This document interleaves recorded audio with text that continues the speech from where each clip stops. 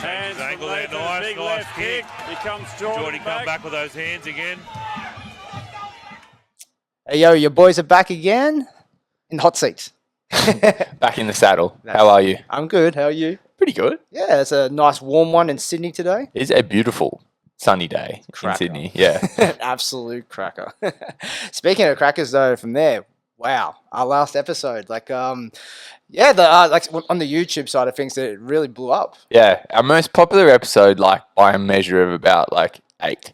Yeah, it's like 8 to 10. it's approaching 15,000. No, it's past that. I was already past that again. Yeah. It doesn't even like I checked an hour ago. Man, yeah, I didn't expect it to blow up so much. It just kind of just rolled through, and like all the comments have been really good. It's and overwhelmingly positive. A few little critiquing things, which is good, and we'll address that. And it's like it's because we just use this as more of a learning experience. This whole experiment. Yeah, it's important to know. I hope. Welcome if you're a new listener from last week. It's important to note, like, we are fucking idiots, and we don't pretend otherwise. So, like people can jump in and disagree. We like to be disagreed with. It's kind of the whole point of this. I think it's important. I felt like the whole time making a podcast, it's important to like point out I'm not coming at this from a position of like I know anything. I'm just talking about what I see. I'm wrong on here a lot.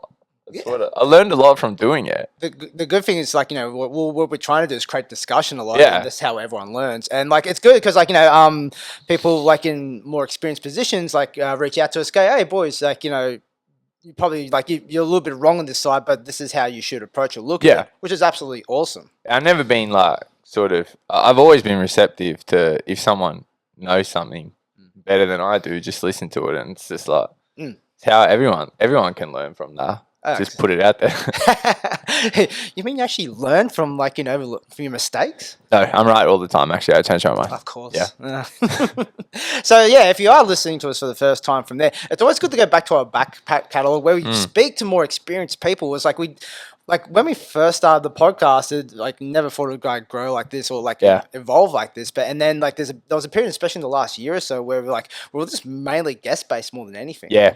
And then we kind of gone back to our roots a little bit, which was like, breaking down like interesting fights that happens as well. And like if you are new as well, like really appreciate the response to the Giorgio vs Superbon episode. I think last week's response kind of goes to show there is a very much a growing following in Muay Thai and kickboxing that's been facilitated largely by One Championship, kind of giving it that more mainstream format.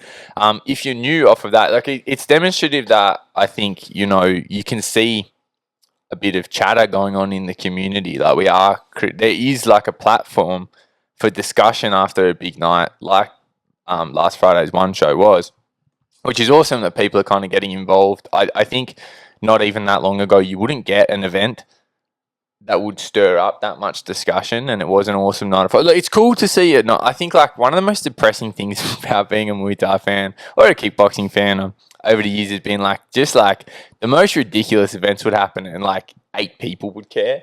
You know what I mean? Like so you can see that like there's been a big uptick in people just watching and enjoying. But if you are new off of that, like we've had some A-list guests if you scroll through the back catalogue. Yeah, like just like similar, like Rob Cox was a good one.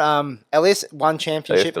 Yeah, very useful. Very like really good. That's a really good education piece, the Elias one. Like keep that handy. Brian Popejoy was an excellent chat. Yeah, it was one of our first ones as well. Matt Lucas was a great chat too. Like I couldn't name them all. Like there's been hundreds. Yeah, it's like there's some gold. Yeah, there's some gold back there. So if you're new, enjoy what we're putting out. But like we've done some good work. Yeah, that's it. There's a lot of really enjoyable stuff. Put in the yards. Yeah, there's lessons to be learned in that back catalogue. Yeah, and it's like everyone that's kind of commenting, like said there, it's like we're not like as active, kind of getting used to commenting through the YouTube as well. But maybe we're just addressing through the podcast at the moment. And like, but please, like, obviously don't fucking troll because I know like YouTube can be like a minefield in those comment sections.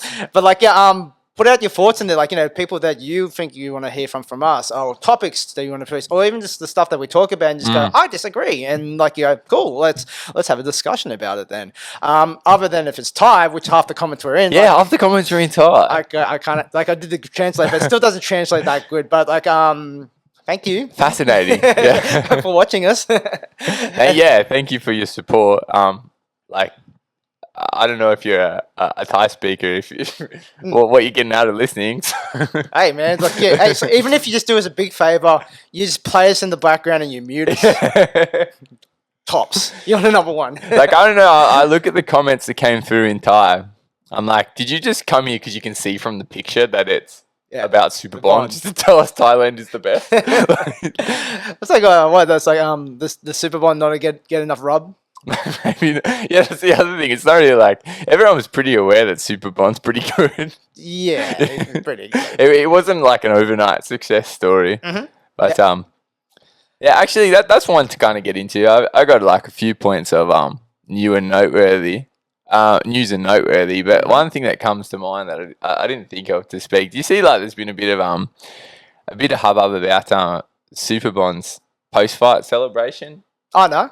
Yeah, people were a little bit upset with the way that he celebrated, thinking it was disrespectful. Okay. Actually, I won't touch on it too much. I think I saw a clip of the guys on Liam Harrison's podcast talking this over. Like, people are just so sensitive. Like, well, I think you gotta realize how big of a moment that was. Yeah, like he chinned the greatest kickboxer of all time, and he didn't do anything overtly disrespectful. He just did a couple of laps of the cage. Yeah. You know what I mean? Like wait, he didn't like jump up and flip the bird. And, yeah, so or was it you know how some people just do like the token, like go check on the guy. It's like, it's like, well, like, it's like, I guess it looks okay, but like, you're not a medical professional. You get the fuck out of the way. Yeah, you're actually doing no one a favour by going to check on your recently knocked out opponent. Like, fake the other coaches and things when they're that's about it. But also take your time. Like, he had a run around the cage. He was excited. He's just like climbed the mountain. Hey man, I'd be pretty damn excited. I'd be pretty fucking excited too. Oh my goodness! Like, I don't understand this, and it ties into a little bit of this, like, that kind of one championship thing. It's not like the UFC. It's about Bushido and like, it's sports, man. It's just sports. That's like true. Again, like, it's cool. It's cool that like one does have a good image of being, a little bit. Well, they need that separation from UFC. That's what they think they're trying to create. Or like, they're trying to think like, this is our, vision, or this is our mission. And I get it, but it's marketing. It means nothing. Well, I like what Jack Slack says. He goes, you got to remember, one is just a big marketing company that has a few fights every now and again. Correct.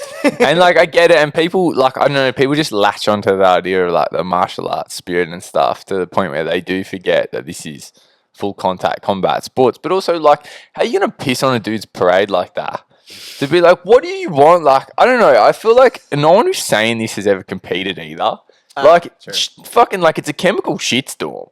You know what I mean? Like, all the adrenaline and stuff like that. Of course. You don't know what you're really doing. Yeah, and to ice Petrosian like that. Like, of course you're going to be excited. And again, he did nothing wrong. He just ran around. You know what I mean? And then the ref actually got involved. Like, not got involved, like correctly, like Superbon was running around all over the place, and then the ref kind of told him to cool it. But that's like, they're getting the medics in to deal with Petro. COVID. Yeah. But like, I just can't believe the way people are. Like once you start to tap into that, like, Bushido spirit crowd, like, you can't do anything right. Like, it's just, you've got to be bowing at all times. Like, like, look, at the end of the day, regardless, I understand what people mean, and there is something cool about the way it's not this just like when I get tired watching like the more mainstream, like watching like a UFC or something, like the WWE promos to me get old. I find them. Like, I find that they're designed to appeal to the lowest common denominator, and it gets a little bit old. Like, it's kind of like, can you just put the fight on, please? Like, but I think I've said before in here, like, when you're really into the sport, you don't need them to sell you on the fly. Like, these promos are for people who are passing through the pub and don't care if they watch it or don't. Like, you're trying to keep them. I'm here. You got me. I'm invested. Just put the fight on for what I came to see. But yeah, it just gets to this point where like you just cannot do anything right. Nah. Like it's all about like that was disrespectful.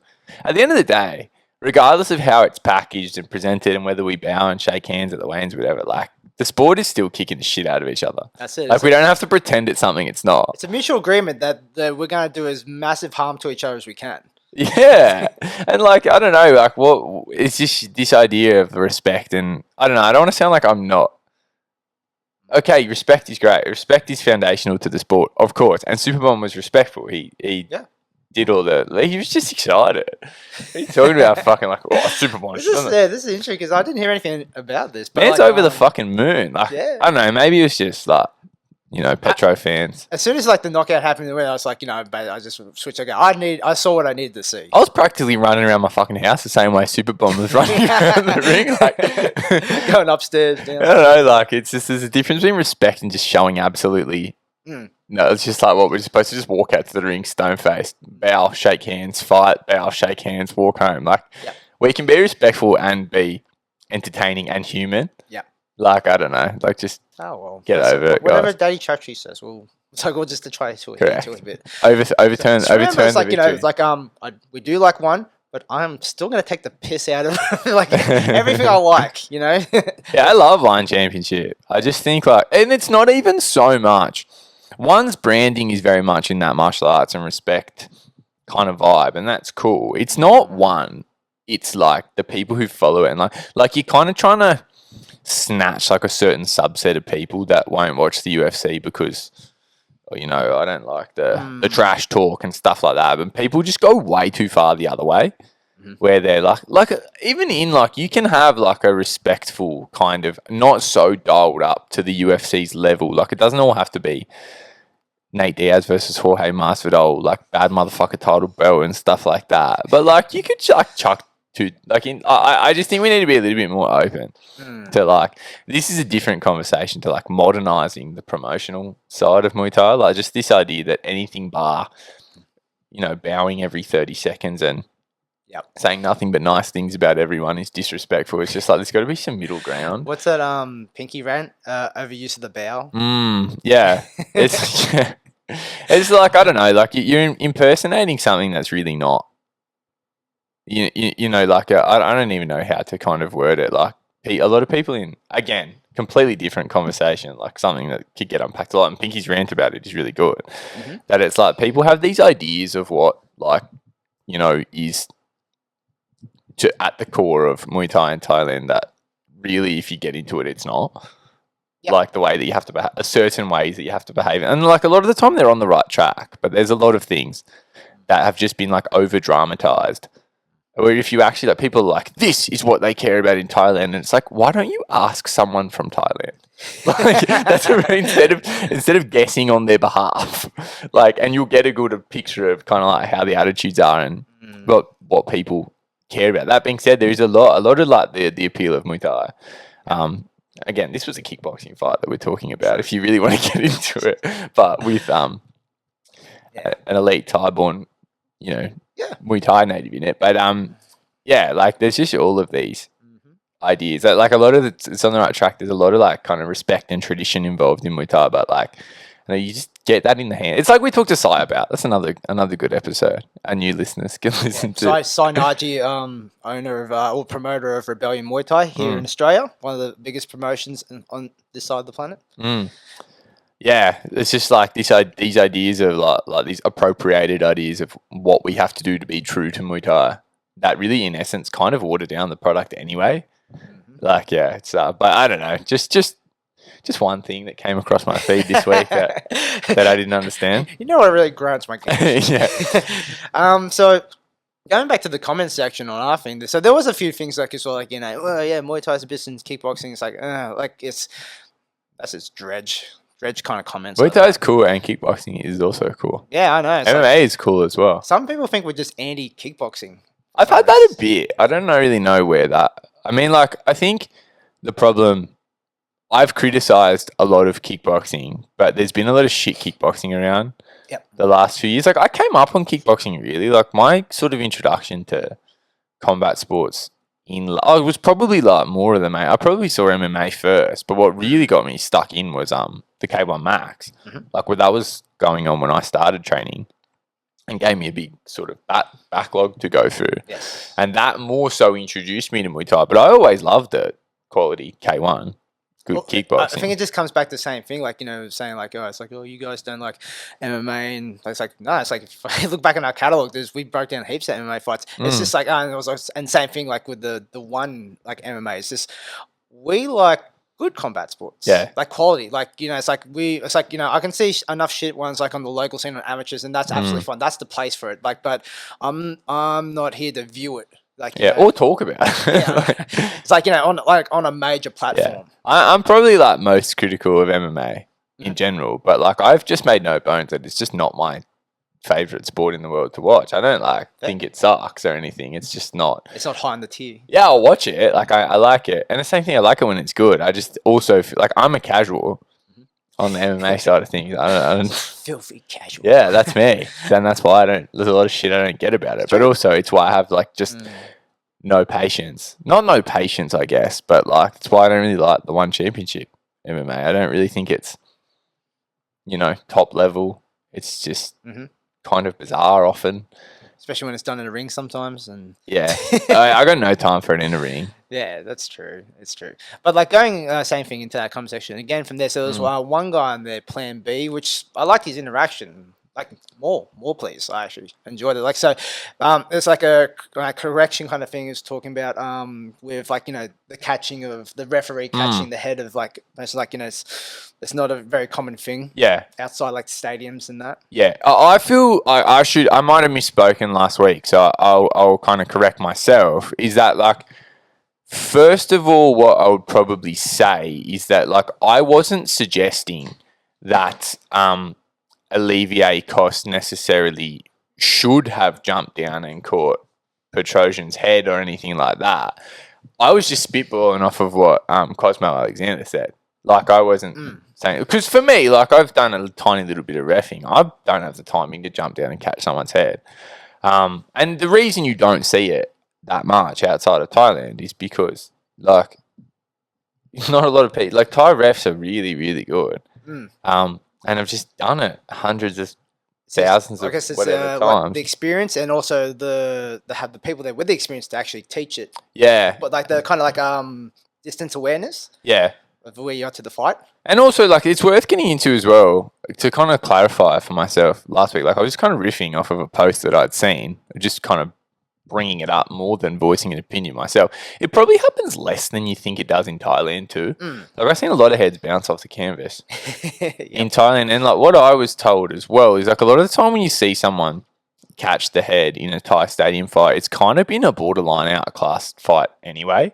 So the guy from first match. The refs kind of have that experience where, say, like a big right kicker is really soundly dominating a fight against a guy who's starting to fade. The ref will get himself in position. Like it's a bit of like pre-planning based on what you've seen. When you see like a flash knockout, which this definitely was, you wouldn't see someone catch the head. So like I was kind of just riffing last week, I suppose. It's like you even just put in that context of like, you know, when you do see the catch and that it's just you can only really do it unless like, I don't know, you got some superhuman power. But like it's just a sense. It's like kind of like you said, like guys just getting outclassed, and you know he's just going to get bounced along. So you're kind of, I guess you'll be more engaged in saying like, I'm going to get a little bit closer to this, and it's like get ready.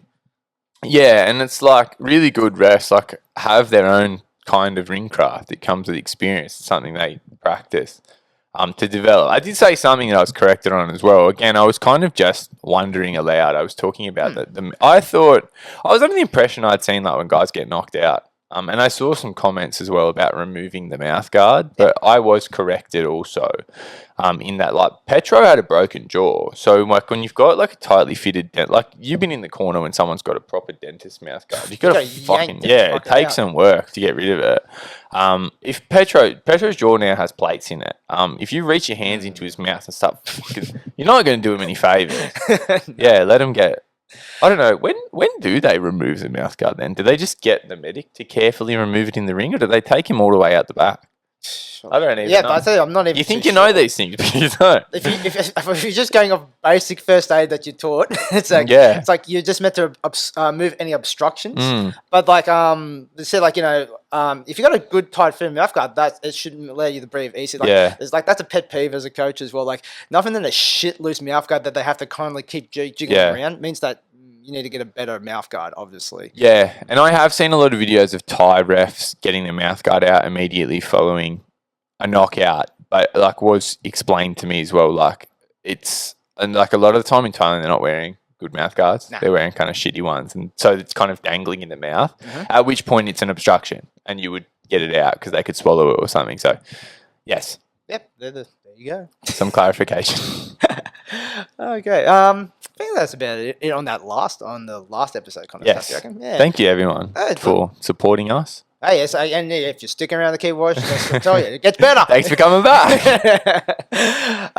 Yeah, but get us in those comments. Yes. Absolutely, yeah, definitely want to see more of it again. Then yeah, and we'll just cover it from there. Abuse me as well. You can do it like personally on Instagram. Like, I actually like it.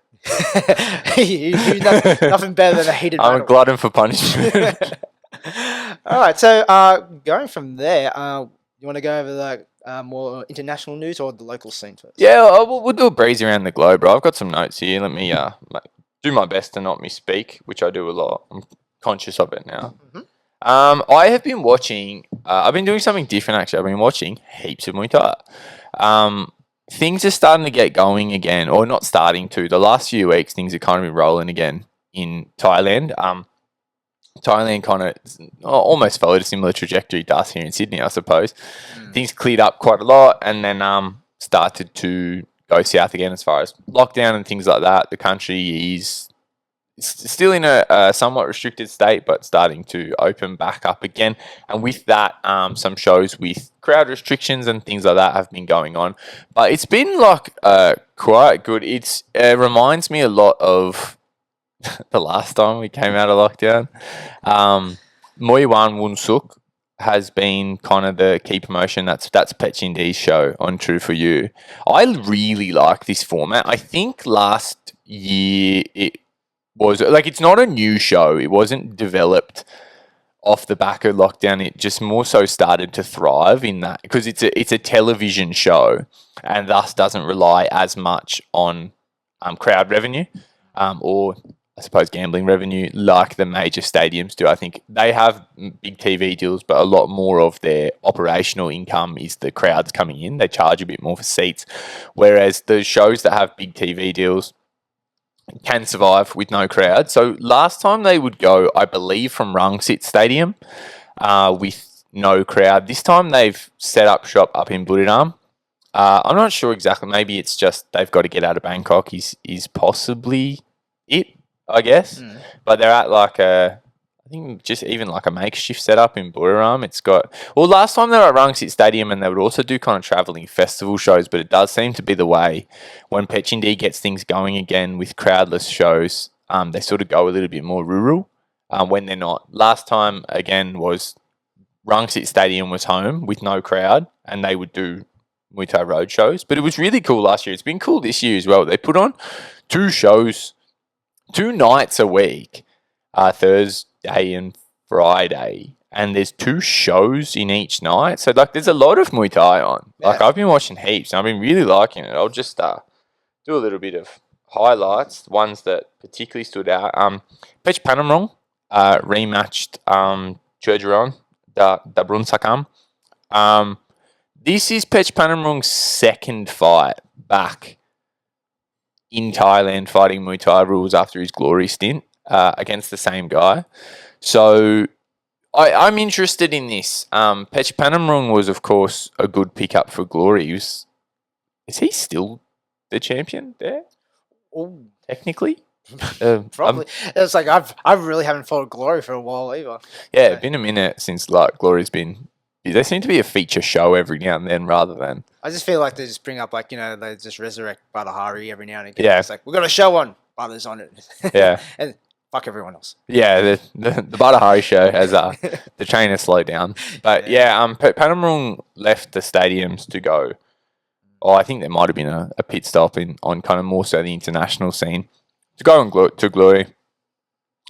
Spent a number of years there, smacking most people senseless, actually.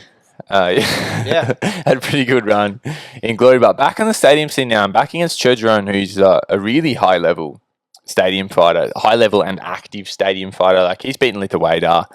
He's a Lumpini champion. They had one really close fight and really good fight. All time melts together to me in this pandemic age. But when he first came back and they just, it was close. Nothing of note to kind of say over the first fight, but yeah, they had a really close fight and it was a really good fight. So they set up the rematch. This was last weekend and Pech Panamrong got the win over Chergeron, and just really another just really tidy fight. Chergeron is so big. Like, I cannot, like, they fought at 143 pounds, and like, I've thought this when Chergeron fights in the stadiums as well. He's just absurdly large. Like, when I saw the weigh-in pick for this one, like, you wouldn't believe they're the same weight class, and you can kind of see what Chergeron wants to do. Like, he wants to just bear his weight over. But Panamrong use his length, play that kind of, he's just got a bit of a vice grip kind of clinch game. Just shut Pech Panamrong, who's quite light on the feet, likes to kind of kick and move. I think in this fight, Pech Panamrong, maybe even more so. I thought last time he didn't look like he was sort of out of form in terms of Muay Thai versus kickboxing. He readjusted very well, but like, there was an improvement again for this one. Like, he was very, very smart. Like, I really enjoyed the way Pet Panamrong used like his lead hand control to kind of just outposition Chergeron as he entered. But also, like, Chergeron really wanted to, I suppose, like, where Chergeron's going to have a lot of success is kind of like smothering Pech Panamrong against the ropes, and kind of, he looks to get that lock and really kind of arch his frame over Pech Panamrong's. But Pech used the rope so nicely, like, just to kind of slide out and like come out and not really let Chergeron kind of fix his frame down and start that kind of drawn out sort of smother and knee game. Like, Pech Panamrong just kind of using his environment very well, kind of bouncing off the ropes, countering with some nice hands, and just on exit controlling with that kick. Very, very good at getting his score and moving out. So kind of didn't let Chergeron sort of set that, keep him in one place. Very good use of his environment. I liked it a lot. This was a fun fight. And now Panamrong will go to Japan to fight kickboxing on Rise. I want to say Rise. I could be wrong, against Kento Haraguchi. So I don't know what Pech Panamrong. It's interesting to see him go from Glory, which is like when Glory brought him in, Robin van Roosmalen was the champion. So it was kind of a fun division. There was some guys there, and then like over the time he was there, I don't really think they invested in that weight class very well. So he was fighting. Somehow I don't feel like the champion they kind of wanted as well. Yeah, like I think they were always more into their Dutch boys, and like, not someone that's just a slick kicker and just. And I also think they really, when they built Glory, they really wanted to see some American. There was some American guys they were really trying to push, and like it just didn't really happen. And so he was kind of left on the shelf a little bit like that. So like, to see him going back to Muay Thai in the stadium, or not, yeah, like on that stadium scene. But now go back to Japan and kickbox. I don't know what I mean. Just go where the paper is. But I'll be interested to see kind of where he lands as things kind of become a little bit more normal. Because I really liked this fight. I would love to see him fight more stadium Muay Thai. But I think it'd be funny. Did he sign with one? Did I read that? I felt like he did. Did I make that up? Or I think he maybe. That's what I was about to say. I'm pretty sure like he is with one, but well, I remember seeing he was signed with one, but. It definitely was something, yeah. So he'll probably end up there. That'll be fun. Yeah, good division. Little gloves Muay Thai will be cool for him. Yeah. Maybe better than kickboxing. I feel like the Thais that can do the stadium thing and fight international kickboxing are probably the best suited to do little gloves Muay Thai with the one scoring and things.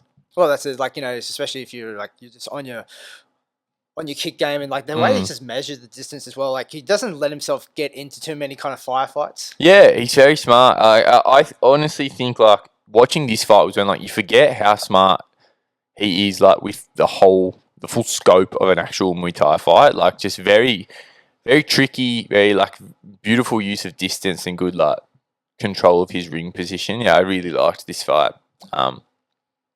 Which brings me to I don't know what order these. I'm pretty sure I'm reading these fights in chronological order. Late this week, Jayy Tong, fighter Muay Thai, came back. Fought Racha Singh. You want me to have a crack at saying Racha Singh's gym name? Better you than me. Nayok Lam Tong Hook Sung. Comments just blew up. Jayy Tong versus Racha Singh. This one fell a little bit flat for me. I like Jayy Tong a lot. If you don't know Jayy Tong, one of the most relentless clinchers of the last few years. Really good to watch. I've trained with him a little bit actually. I strangled the absolute shit out of him. I like Jayy Tong. I'm a Jayy Tong fan. He's kind of come in and out of form over the last few years. He's kind of, I guess, getting towards the back end a little bit, but as is often the case in these shows as coming out of lockdown, like I just don't think he was in fight ready form, maybe, because it was quite a flat performance. Like, it wasn't terrible to watch. I just never really got the vibe that Jayy Tong left second gear in this fight. It was nice. It's just like a lot of kind of like low effort exchanges that, you know, he got dumped a lot through that second and third, and then like through kind of late third, fourth round was just outworked, which is like never really good to see for like a smart kind of technical fighter. It's just not.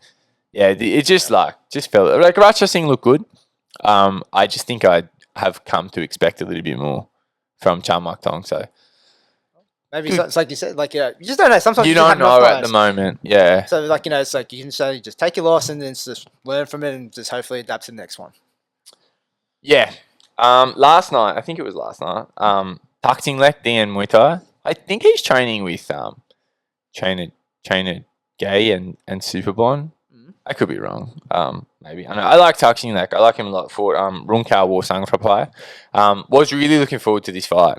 Delivered quite well. Thaksin Lek, if you haven't watched his fight, I mean, we don't, I guess, talk about the Thai scene that much in here. I know it's not everyone's like cup of tea. It's a little bit harder to follow, but Thaksin Lek's really good. If you can watch him, very smart, aggressive fighter, and this is Runkao is like a similar build to like Chojiron, like just very tall and lanky. Like, actually, both guys have like, it's one of those fights where like Thaksin Lek is tall and lanky, and he's fought a taller, lankier guy, like really obscenely long limbs on Runkao, and it's just a really good watch in the way that Thaksin Lek never lets Runkao. Runkao's a very straight line fighter, like a walk up knee fighter, and just watch the way that Thaksin Lek constantly repositions, like his traps, controls, and movement to just frustrate and just take advantage of that straight line movement were really cool. And in the fourth round, it was one of those cool Thai fights where like it's really like someone has to really climb back in that fourth round. So Runkao really turns the heat up, and I think that was what in this fight showed you how good Thaksin Lek was, in that like as soon as the pressure came up, just the way that like, you know, Runkao was doing really well. Like he was trying to step in behind the knees that really kind of lift that bar up and put something between the two of them as he'd enter to warn off the counter attack. But the timing on Thaksin Lek so good, catch and dump, moves away, just never in one spot. Yeah, really slick performance and good action fight. Thaksin Lek's been in some good like wars, but this was a little bit more of like a counter fight, counter and redirection, a really beautiful showing of ring craft by Thaksin Lek. So catch those Pechin D fights on the Pechin D YouTube channel if you can. They're uploading the individual fights, and they all. That's the cool thing about it. They go live for the whole shows, like every Thursday and Friday. High quality Muay Thai. Yeah, there's heaps on. So if you're like me and you just don't have a life, just watch all of it. There's so much to watch. Yeah, it's like now we're out of lockdown, but. Still, just stay home the same way. You want to go over to the UK on my round the world fight journey? We're fighting around the world. So like Muay Thai Grand Prix was on. Return of Liam Harris to the scene, you can see. Two big returns on this one. We won't go through the whole card. I didn't see it all. But this was a Muay Thai Grand Prix Road to One show, which is interesting. Interesting to see one championship kind of set up shop with kind of developmental leagues. It's good. Yeah, it's cool. I think that's a great way to kind of. I think that's what you kind of need, isn't it? And I think Chartry was there. Oh, okay, cool. Yeah, that's right. Because I saw pictures. Yeah, am I making that up? I shouldn't say things that I'm pretty sure Chartry. He was there because I remember he was posting pictures because he trained with Hodger Gracie and that. Yeah. He's in the UK because Hodger Gracie's in, I think, London. Okay. sure. Amazing that like different parts of the world are just traveling. Yeah, it each must, other. must be fucking We nice. barely left the house. We're coming back though. But yeah, that'd be cool. It'd be cool to see like one championship get an Australian feeder show. Doesn't it already? Don't. But yeah, like it'd be cool to see like Chachi at a rebellion show or Ooh, something like okay. that. Yeah. Well, like you think that with the like, especially with the links with like Fairtex and everything like that. It seems so- to make sense. Yeah, I mean, like what you can see is like basically like remember Salmon Patch was signed to one when he came here, and Tyler beat him, and then Tyler went to one, so it's kind of in play almost. But yeah, like that's a cool idea. The show looked pretty. Muay Thai Grand Prix. Obviously, there's an Australian kind of leg of it. Quite developed quite well as a show in the UK. Chachi there's quite cool. They seem to do pretty nice venues. But they also have like I like that they do kickboxing as well, but they've really done like a double, separate brand thing. So it's Muay Thai Grand Prix and Kickboxing Grand Prix. So they have they really treat it as almost two separate leagues, which I think is a good way to promote both, and would help their standing with one as well, because you can do both. Like if you want to be have ties to one, you probably need to do all rule sets, right? Because that's what they do. Yeah.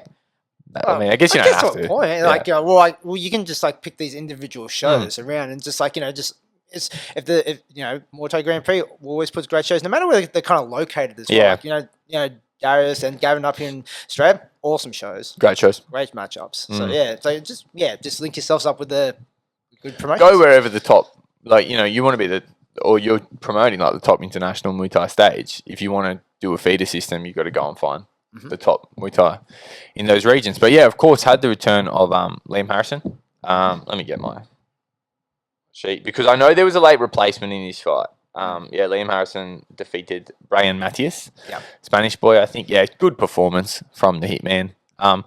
He's a savage, Like, he's been around forever. Like, everyone knows Liam Harrison. He's everyone's favourite fighter. Like, I feel like Liam Harrison is the dude that, like, when you go into training and you're feeling a little bit flat, like, you just watch some videos of him hitting pads. Like, he's like that dude. Because, he's just an animal. But also, like, he did this fight and then went straight into knee surgery. Like, he's like, I need to have knee surgery. I'm just going to get my fight out of the way. And then 2 days later, I'm going to go under the knife. I wonder which knee it was because, like, even when I was watching the early parts of that fight, like, Matthias was coming back every low kick that Liam threw, he was coming back. He was game, man. It was game. He had a crack. Yeah, you see the experience, I thought, in this fight. Yeah. Harrison with all of his trademarks, the big leg kicks, sweep shot. And then had like cheeky spinning elbow knockdown at the very end. Yeah, good. He's a good entertainer, Liam Harrison. He's really good for Muay Thai. It would have been sick if he got to come to Australia and fight Roy Wills, obviously, but there's no use crying over spilt milk. Happy to see him back. He had so many fights fall through over the course of this whole thing. So it's good to see him back in there. And in like a sort of not quite, I know he would have preferred to go to one championship, of course. But to kind of still have the eyes of one on this, and I think he's confirmed for something once his knee's better. So yeah, it's just good to see people starting to come back. Speaking of which, Aman Barlow was out a hot minute. I haven't seen the pretty killer in a good while. Defeated Eva Melio by decision, so another pretty classic Aman Barlow performance. So that's another one that's signed with one, and again, I'm pretty sure she signed with one. I get mixed up. I'm pretty sure. I feel like one just takes a lot of talent from there, but like it's the plan to kind of use them. Like it seems a little bit sporadic. Like Anissa Nixon, like she had to get her, really, like, be vocal about getting fights. Yeah, and fair play to her. She didn't pull any punches either. But I think Aman Barlow's largely just been held up by the pandemic rather than anything else. Yeah, so she was actually out over 2 years, all up. So it's good to see her back. She's truly one of the very best in the world. For a long time, like massively experienced. So yeah, just glad to see things moving. So that's the UK. That's all I really took from that card. I know there was more on, but they're the big names that will resonate with people who listen to this. We can't spend about half an hour in every country. Yeah, people just go, I need to do 6 podcasts a week. Yeah, updates. The UK have their own podcasts, I'm sure.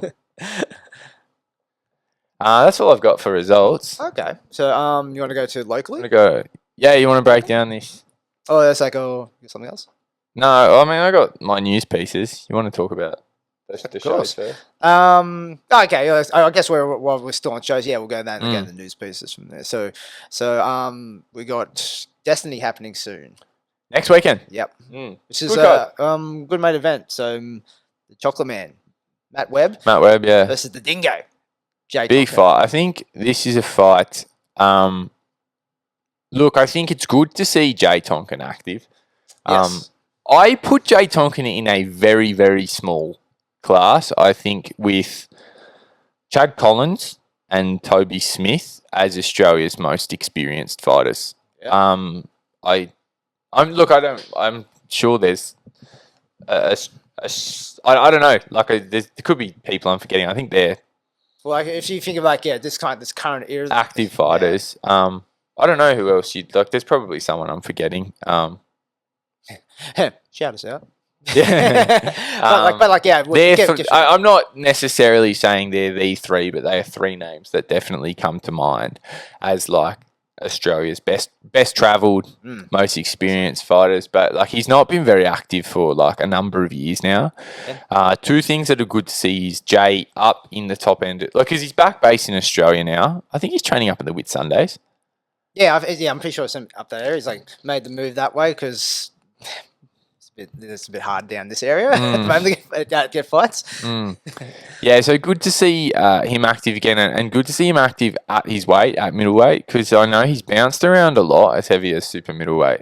Yep. Fighting all over the world, and I think it's good to see him back on that kind of straight line path of taking the top domestic fights at his weight. You know, like because it's difficult to get a picture of where Jay's at. You know, kind of fighting here, there, and different rules, different weight. You know, and this is a big fight. I like this fight a lot. It's a good stylistic matchup because when I was watching the other night a couple of their fights, like the common opponent in James Honey. Correct, yeah. From that one, like you see Matt Webb, even though it was a couple of years ago, from there, and I think we saw him fight live at Eruption as well. They're very kind of nice, kind of like kicking style. Yeah, like female. Yeah, kind of just style, like just kind of leading in and like it tricks it up, like also like you goes with a kick, but then sometimes fakes it into an elbow. And then you got he's tricky, yeah. So then Jayy Tonkin's just there, stands the ground, like wants to use the hands. Jay's a banger. He just wants to put hands on you. Yeah, I think it's a very interesting style matchup. It is. It's kind of a bull and matador matchup in a lot of ways. Jayy talks a lot about or I've heard Jayy say, I should say, like about kind of him hybridizing his style.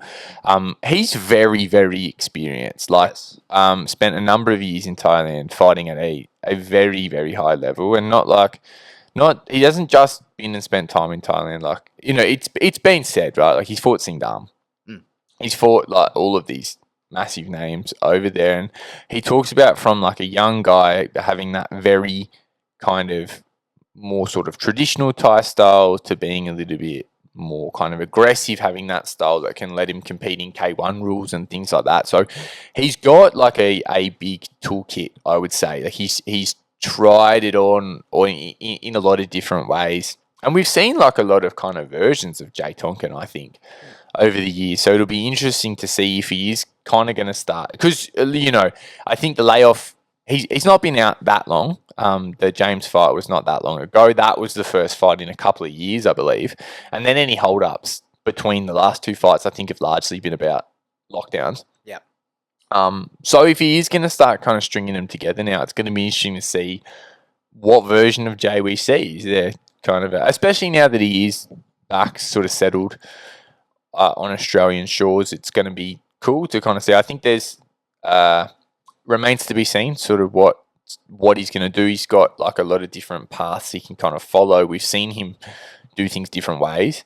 What Jayy are we going to see? Is he going to really try to walk? I would guess he's going to be aggressive with Matt Webb, I think, given the nature of the style match. But it's not like he can't play a technical game either. No, definitely not. I think what you got to see from there is like Jayy is like he's just got to try and just kind of pin him down a little bit. Yeah. And try and Matt Webb's got great movement. Very good movement, very good ring craft. And just he's big. He's got a big frame. He's long. Kicks very well. I think Jayy is a knockout fighter. I just think that's who he is. I don't think we're ever going to see Jayy Tonkin not chasing the KO. So I think that's probably the kind of fight this is, sort of. Maybe. And then because it's for a belt, it's a 5-rounder as well. 5-rounder, yeah. So that's good to see. WBC Oz title, and I think it's good to see national titles kind of being defended like this. And I know, like, I follow Jayy. I know he kind of feels like this is sort of his crown anyway. As kind of, and you know, I guess an argument that, you know, like he's not been here, but he's an Australian guy at this weight that's been fighting maybe even above the Australian scene.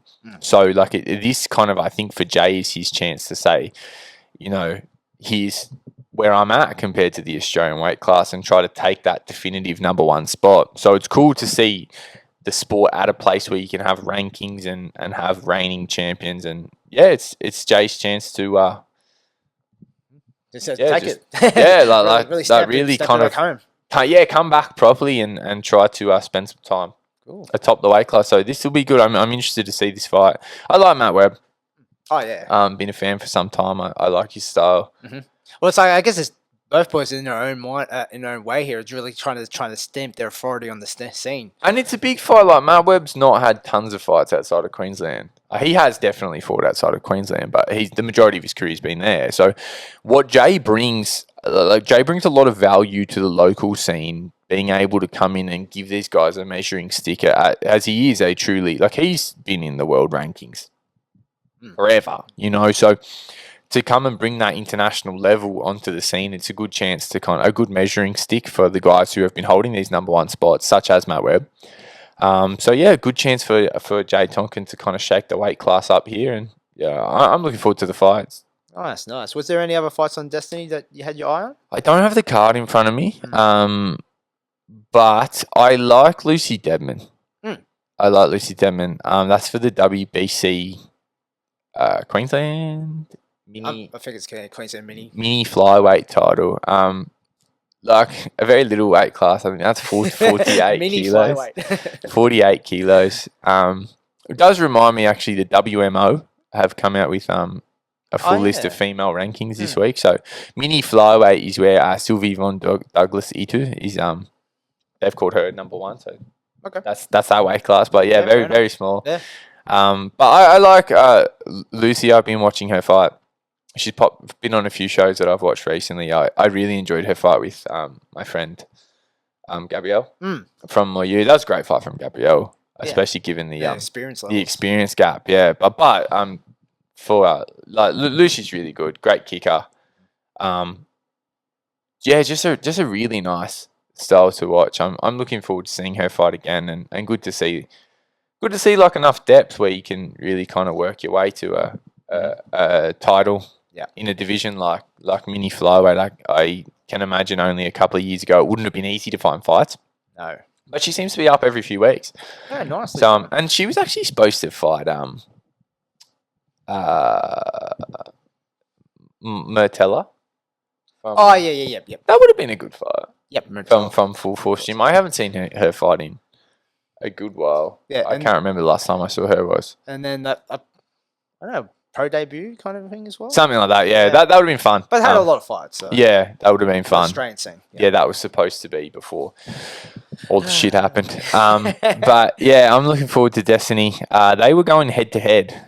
With Infliction. Yeah, I was going to do double screen it, but Infliction's having a rough go of it this week. Well, like at this very time as we're recording right now, Chad Collins is without an opponent. He was meant to originally fight Max McVicker. I think we always kind of knew that was a bit maybe. That's it. We talked to Max McVicker. Well, you talked to Max McVicker before from that one, but like Canberra's just not in the situation, not quite ready to get out of lockdown. It's like, it makes it too hard for travel, too hard for training. Yeah, they're out of lockdown very shortly, but I think border closures in Queensland are not going to let the guys in time. So it's almost like the same thing with Benny Mahoney.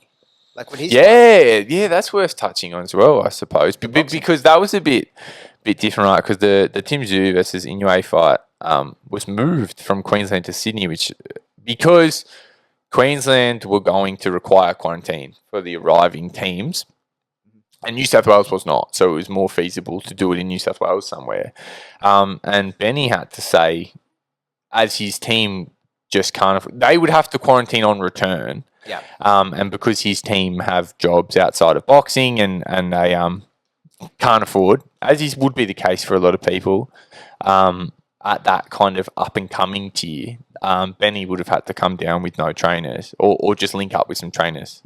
Danny, and I think he made the correct decision. I think it would have been. Look, no doubt he could have fought fine, but you can't. You can't just make these kind of allowances in a professional fight. I think he made the pro decision. But yeah, disappointing and a real funny shake-up to see that fight now in Sydney.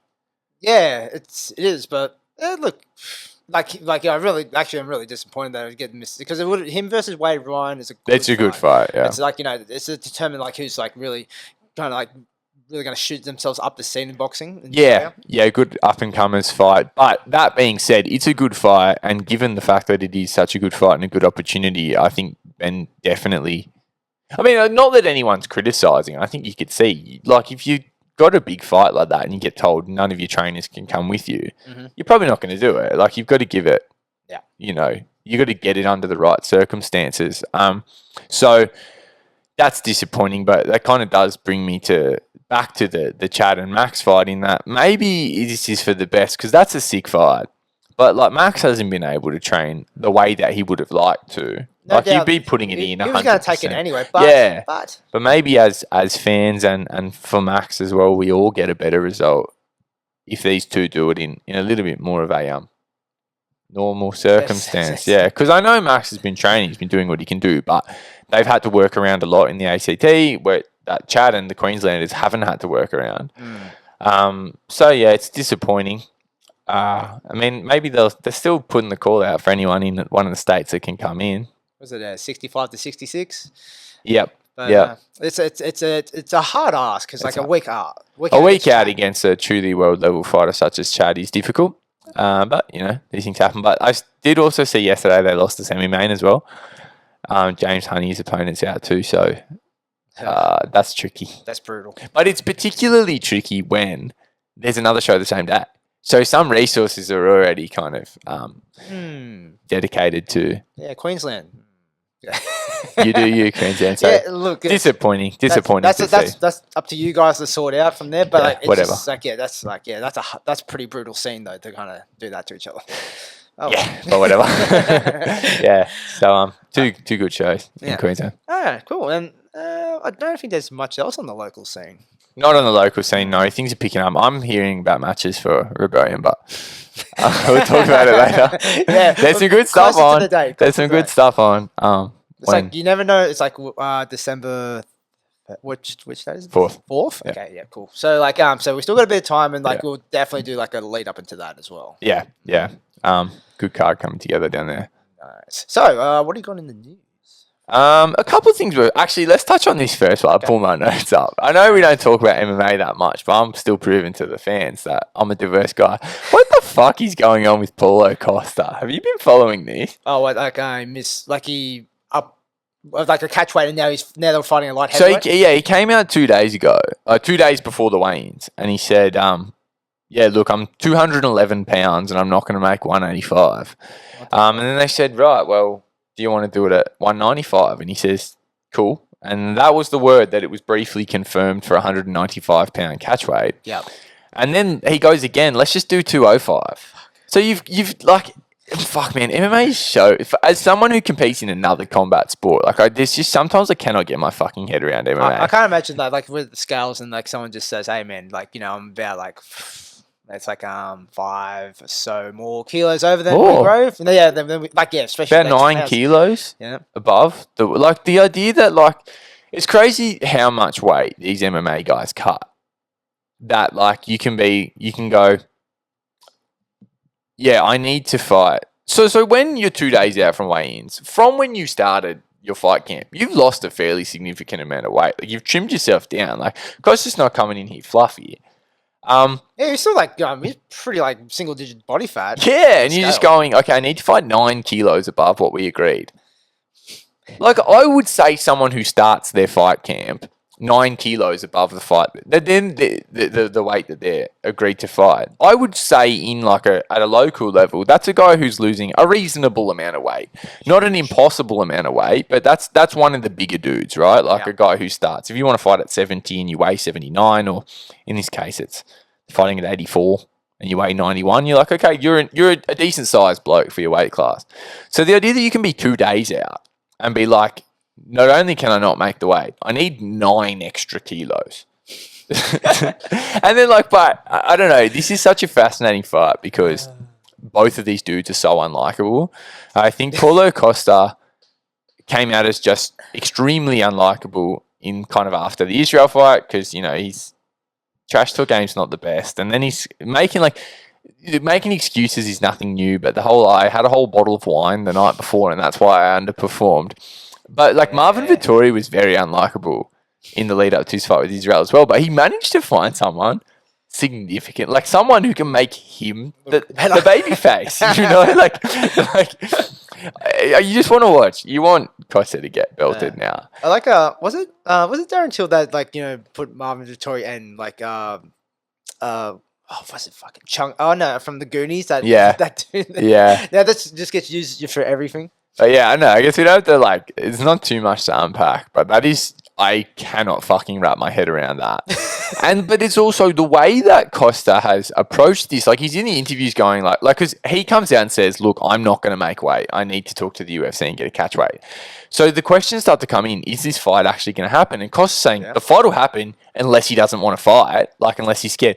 What do you mean, you fucking idiot? Like, it's well within his rights.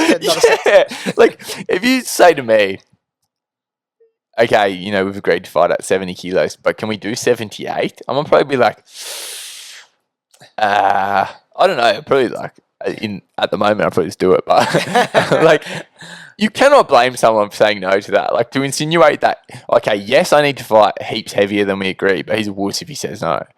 But then after saying that, to then ask to go from 195 to 205. Yeah. But then he's also going, why should I be fined some of my purse? We're weighing in at the same weight. Like, I didn't miss weight. I changed the weight class. Like, of course you should be fined. Go fuck yourself. The contract would state the weight, and then that's what you meant. You still miss weight. You just said in advance you were going to miss weight. It's like, you know, just having a contractor in there, and then just go, look, okay, I only did like half the job. But I want all the money.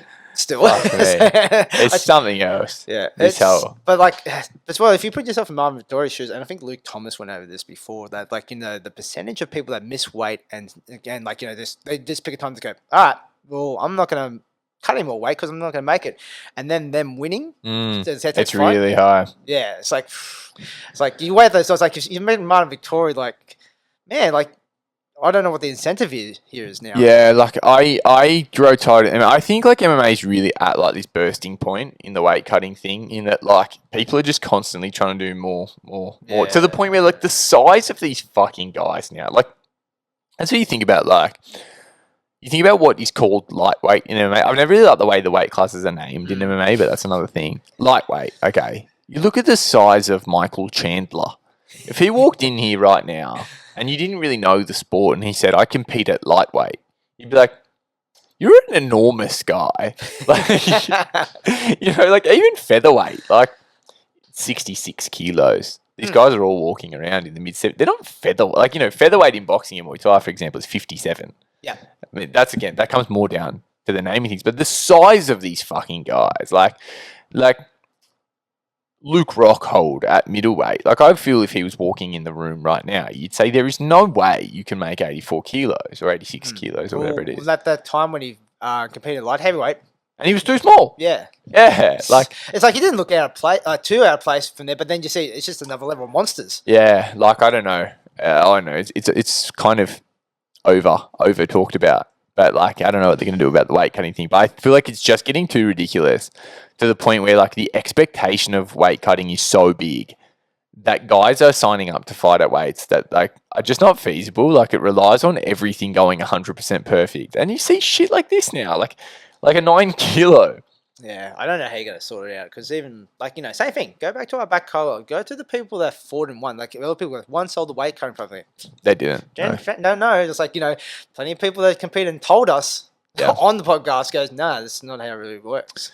Yeah, I don't know what you do about it, but that's absolutely fucking egregious. It That's is.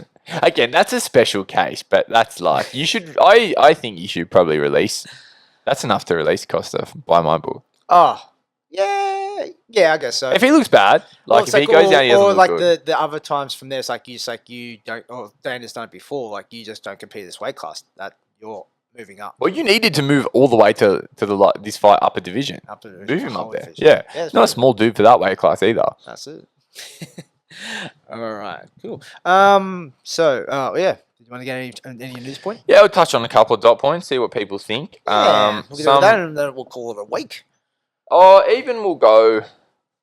One thing I thought was worth highlighting, keen to get people's thoughts on this is I don't know if you've been watching any of the Channel 8 shows in Thailand. Again, we're back to Thailand. That's where I live spiritually. Since the pandemic locked things down in Bangkok, and like we talked about, Pete and D taking their shows to Buriram, the Channel 8 shows Muay Hardcore with the MMA gloves on Saturdays and Muay Thai, a Super Champ. On the Sunday have both moved to Patong Stadium in Phuket. So a lot of people will be familiar with Patong. Has had its moments over the years, but these days is quite regarded as kind of low-level tourist Muay Thai. So they've used the physical infrastructure to dress it up, make it a bit TV friendly, and start putting those Channel 8 shows in Phuket. And I think that's a pretty cool idea.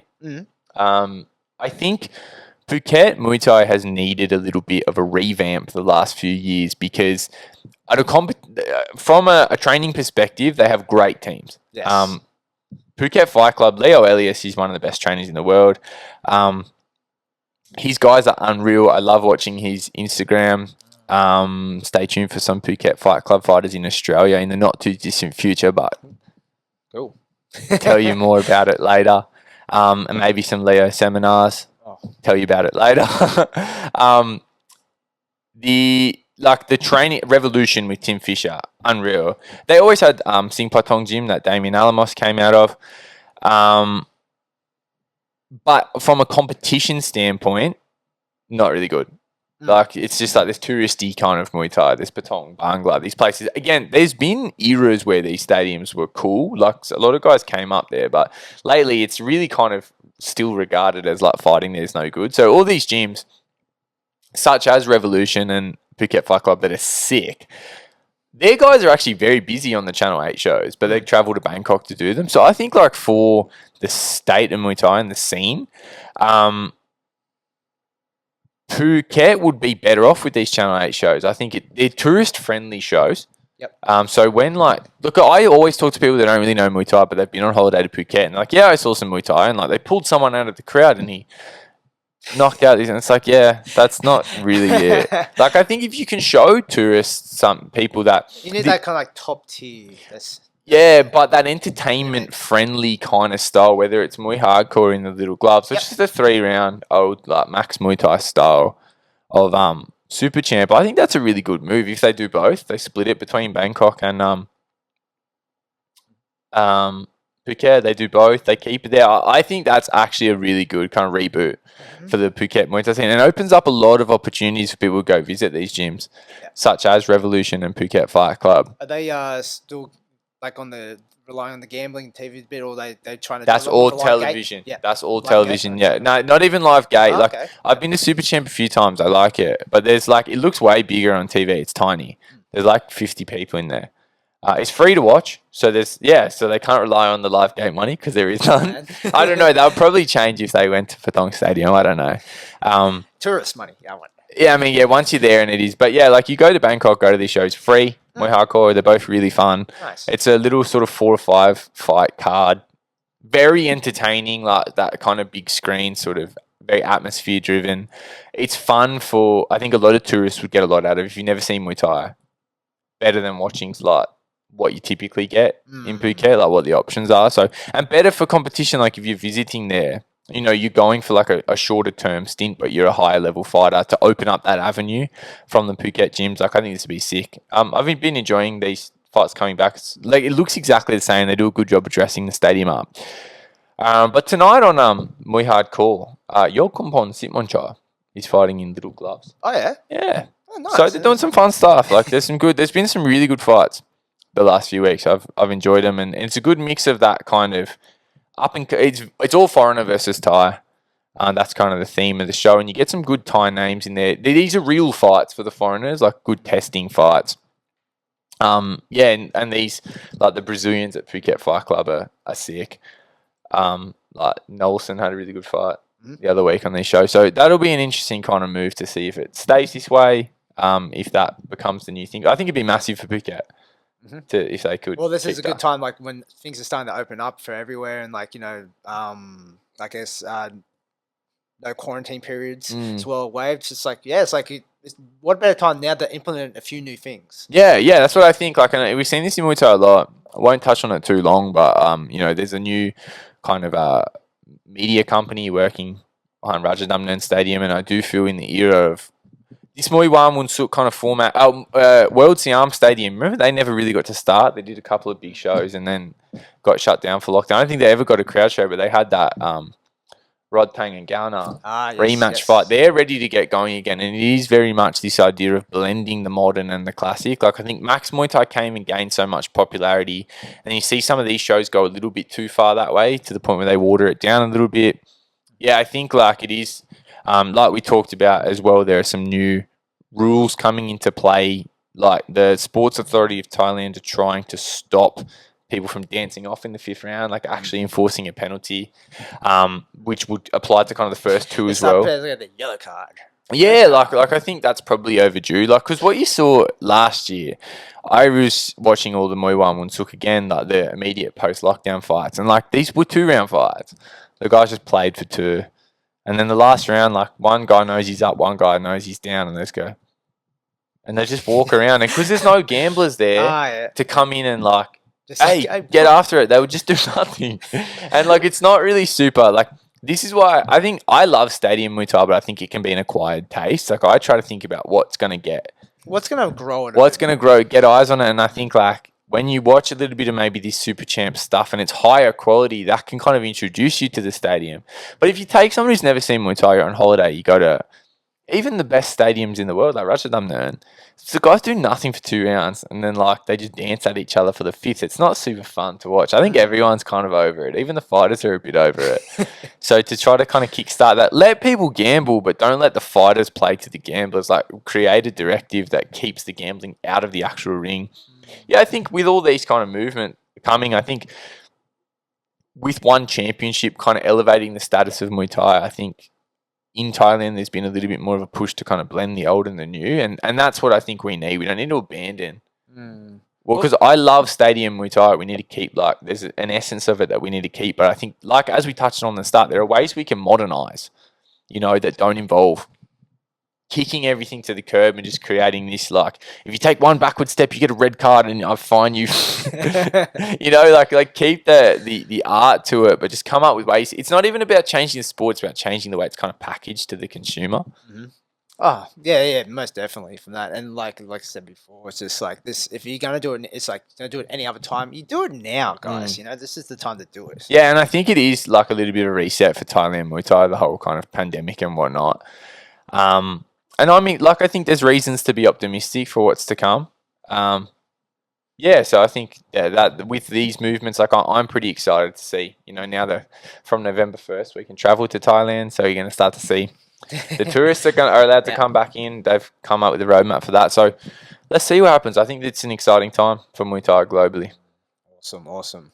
Was there much else? There was... I think that's about it. That's it. News report done. Awesome. That's everything that happened in the world in a week. Check back next week. This is you get when there's not much shows on. So, but it's like, it's very informative, and like it was good to touch base with like the little crowd of people. Yeah, stuck around. So, welcome. Excellent. So remember, like the Fang being sponsors, Warriors of the Mongkong. Thanks for keeping us looking good. Yeah, man, awesome. Also, just remember, guys, to like and subscribe to the episode and share it around. And like I said before, on the YouTube side of things, get in the comments. Harass me. That's it. It's one of those like roast me kind of. No, I never do that. I'm not there yet. Not there. Too sensitive. All right. So so we'll catch you next week, guys. All right. See ya. Peace.